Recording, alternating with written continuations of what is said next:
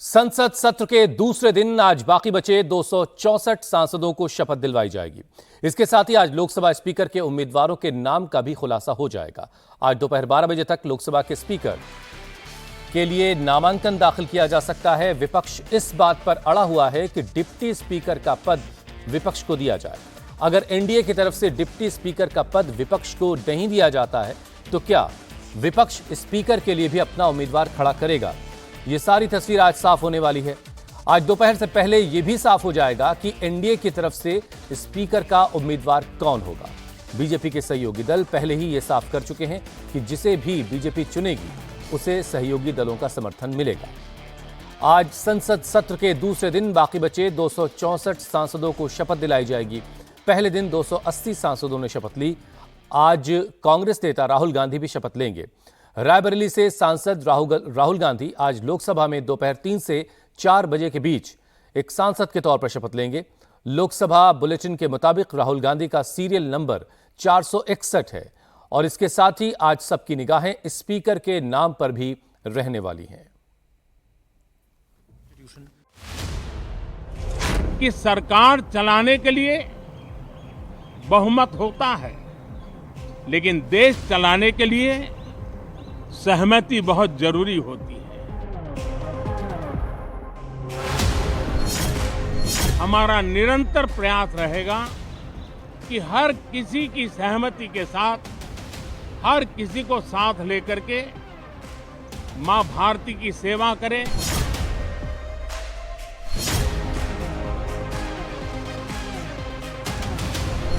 हम सबको साथ लेकर के चलना चाहते हैं। सबको साथ लेकर के संविधान की मर्यादाओं का पालन करते हुए निर्णयों को गति देना चाहते हैं। आज होगा लोकसभा स्पीकर के नाम का खुलासा।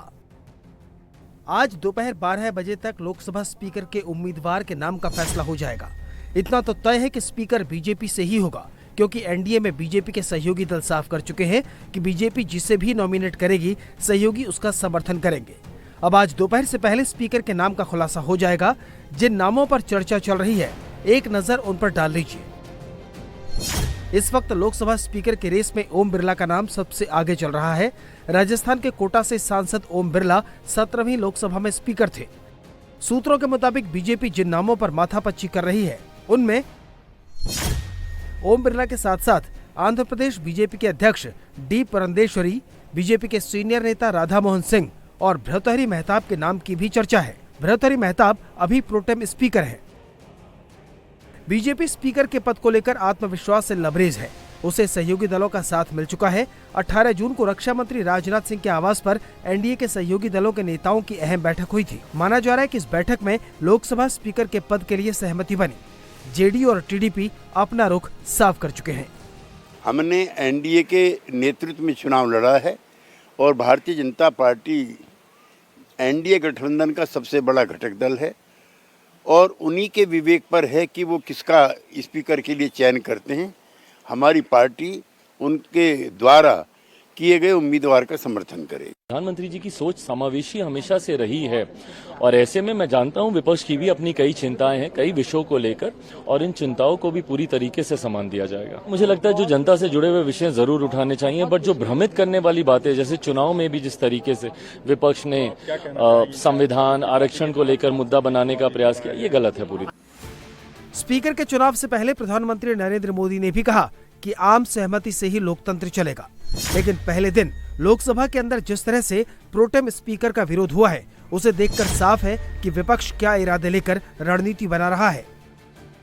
कि सरकार चलाने के लिए बहुमत होता है, लेकिन देश चलाने के लिए सहमति बहुत जरूरी होती है।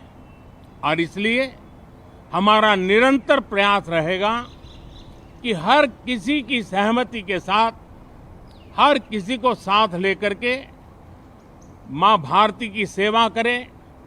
140 करोड़ देशवासियों की आशा आकांक्षाओं को परिपूर्ण करें। हम सबको साथ लेकर के चलना चाहते हैं। सबको साथ लेकर के संविधान की मर्यादाओं का पालन करते हुए निर्णयों को गति देना चाहते हैं। मोदी सरकार के तीसरे कार्यकाल में फिर स्पीकर के चुनाव का दिन है। साथ ही डिप्टी स्पीकर पर भी फैसला होना है। इस लोकसभा में डिप्टी स्पीकर का पद पाने के लिए इंडिया अलायंस का रुख आक्रामक है।